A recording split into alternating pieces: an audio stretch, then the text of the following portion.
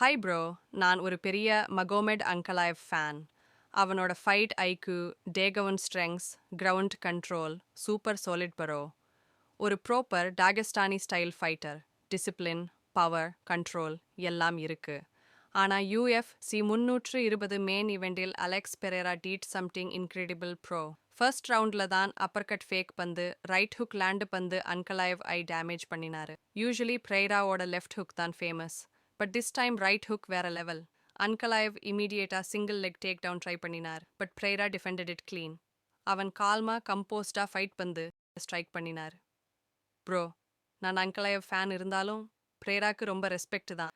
Fight முடிச்சப்புறம் பெரேராவோட octagon speech simple, respectful, classy bro. Even அந்த பெல்ட் ஏர்ன் பண்ணினாரு.